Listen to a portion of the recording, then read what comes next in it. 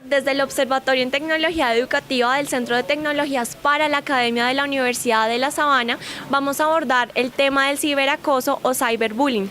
Para ello, hemos traído a una invitada que es experta temática. Ella es la doctora Luz Estela Cañón, tiene un doctorado con la Universidad de Bourgogne y la Universidad Distrital Francisco José de Caldas. Me encuentro trabajando otras temáticas relacionadas con el cyberbullying, con el bullying, buscando como una serie de soluciones al respecto. Trabajo en este momento subjetividades y redes, buscando una respuesta a cómo los chicos en las instituciones pueden llegar a una solución al problema. Nuestra primera pregunta es, ¿cuáles son las principales características del cyberbullying? Bueno, en realidad, si vamos a comparar cyberbullying con bullying, tendríamos que decir que tienen unas similitudes. Diríamos entonces que el bullying se realiza en tiempo real, mientras que el cyberbullying se realiza en tiempo virtual. La presencialidad es otra característica.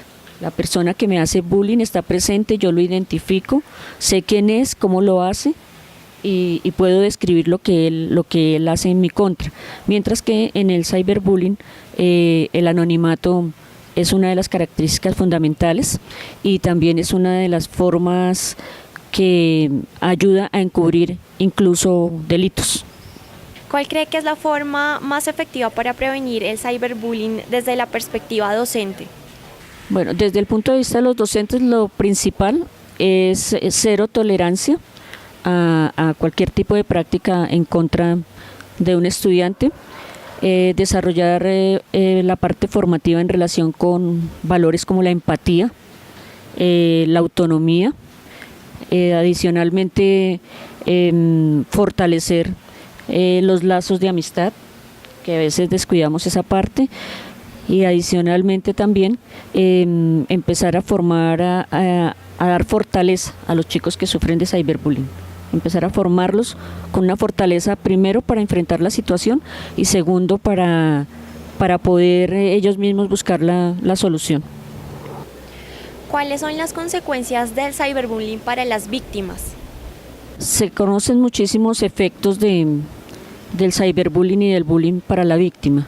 En general, como es una cuestión que los estudiantes o las personas no saben de dónde proviene, pues es toda la angustia de saber que está expuesto como persona, está expuesta a su intimidad, está expuesto todo su ser, porque finalmente la persona que hace cyberbullying quiere causar daño. Es una cuestión premeditada, es una cuestión que se prepara, que se analiza y que finalmente termina ofreciéndose a la víctima, digamos como al escarnio público y a la vista de todos. Entonces lo que hay allí también es un deterioro de la autoestima.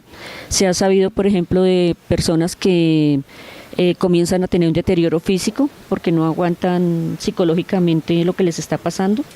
Se sabe también de temas de trastornos de ansiedad, depresión, y algunos se ha sabido también de abandono escolar, de deserción escolar. ¿Cómo pueden los docentes aportar a la prevención del cyberbullying? Digamos, todas las instituciones deben trabajar prevención, pero también intervención. O sea, es prevención, intervención al tiempo. Prevención para que no se nos presenten las situaciones de cyberbullying, y cuando ya se presentan, entonces intervención. Y siempre se debe trabajar en esa tónica, prevención, intervención. ¿Cómo hacerle, digamos, caer en cuenta a las personas que no todo lo que se hace en redes o se publica es cyberbullying? Bueno, desde ese punto de vista es importante clarificar a las personas qué es bullying y qué es cyberbullying. ¿Cómo podríamos considerar o qué cuestiones podríamos tener en cuenta para determinar qué es bullying y qué es cyberbullying? Podríamos hablar, por ejemplo, de la disparidad de fuerzas. Tenemos chicos que son emocionalmente más débiles en los grupos y hay otros que son más fuertes, entonces ahí hay una situación. Yo puedo determinar como docente, observando las situaciones, quién está ejerciendo más presión, por ejemplo. Hay chicos que son objeto del cyberbullying, por ejemplo, por características personales. Es el gordito, es el niño que no habla casi en el salón, es el chico que intenta figurar en los grupos y no puede ingresar fácilmente a establecer relaciones sociales. Entonces lo que hay que hacer acá es trabajar muchísimo el tema de las habilidades prosociales en los grupos de trabajo escolar. ¿Cómo deberían reaccionar las instituciones educativas ante una posible situación de cyberbullying? Bueno, las instituciones siempre deben estar atentas a intervenir. La intervención inmediata, la atención a la víctima, pero no solamente a la víctima, sino también al victimario. En general uno tiende a atender a la persona que ha sido afectada, pero el victimario tiene un problema también y los observadores tienen otro problema. Los que saben qué va a pasar y están pendientes de cuándo se va a hacer la publicación en internet o en Facebook, ellos saben qué va a pasar, entonces ellos también necesitan una atención. Lo que sucede comúnmente es que se atiende a la víctima porque uno, tal vez es parte también como de la psicología de los profesores. Ese pobre niño está siendo afectado por una situación de cyberbullying, pero los que están más afectados a veces son los que están alrededor, ¿sí? Los que generan la situación y el que está pensándola y cómo va a ser porque esto es una situación velada de hacer daño. Entonces la gente la prepara, la alista y prevé incluso los efectos. Entonces aquí lo que hay que hacer, sencillamente, como había dicho anteriormente, es prevención e intervención. Siempre las instituciones deben atender de manera inmediata todo el tema del cyberbullying y del bullying. En el caso de que el acosador sea un niño o un adolescente y si este sea descubierto, ¿cuál sería el proceso indicado para que ellos sean conscientes de su error? Lo principal, hoy como todo estos son tipos de acoso y a veces del acoso se pasa al abuso, entonces ya esto está penalizado por la ley, todo está penalizado. La idea también es formar a los niños para que entiendan que todas sus acciones tienen consecuencias y que esas consecuencias en determinado momento pueden llevarlos a una complicación mayor. Los chicos de 14 años, por ejemplo, pueden ser judicializados por un acto de ciberbullying, ¿sí? Entonces, empezar a trabajar esa parte también jurídica y la formación en simultánea. Algo que siempre se nos ha repetido en la parte formativa es que hay que desarrollar los procesos de empatía, empezar a sentir lo que siente el otro, ponerse como en los zapatos del otro. Y la empatía es un sentimiento que todos no desarrollamos tan fácilmente, ¿sí? A veces en medio de la burla, en medio del acoso, pues nadie es empático con el otro, nadie lo ven sufriendo y nadie interviene. Entonces, una cosa para desarrollar importante es el tema de la empatía, de la autoestima y lo había dicho también antes, de la autonomía, para poder definir si quiero participar en un acto de cyberbullying o no, o de bullying o de acoso o de incivilidad, que es también una forma de maltrato. ¿Cómo deberían los docentes reaccionar ante una situación de cyberbullying? Bueno, primero, algunas de estas situaciones generan muchísima, pues a veces ira en los docentes. Entonces, pues hay que mantener el autocontrol. Nosotros estamos en medio de grupos de niños que están en procesos formativos y pues en esa medida nos corresponde asumir una actitud tranquila y empezar a trabajar con los niños lo que hemos planteado acá en esta conversación, y es trabajar todo lo formativo, todo lo que los niños requieren para sentir al otro también, reconocer que el otro existe, que a veces nos olvidamos de algo que Maturana llamaba la otredad, que es reconocer que el otro está al lado mío y que también sufre, que también tiene dificultades, y el profesor está llamado a eso, a hacer proceso formativo. ¿Qué beneficios tiene implementar programas de prevención del cyberbullying? Yo creo que todas las instituciones deben trabajar no solamente en la prevención del cyberbullying, del bullying, sino también en los climas escolares, en ciertos estilos directivos que afectan los climas escolares también. Cuando no se asume, por ejemplo, la responsabilidad de una situación y se deja pasar. Entonces, no solamente en ese tipo de prevención, sino trabajar también en procesos de tolerancia, de responsabilidad, de vincular a los padres también al proceso formativo, que a veces es un poquito complicado ese proceso de vincularlos. Los padres también deben trabajar en la formación de los chicos en esa parte y hacer como una causa común con la escuela.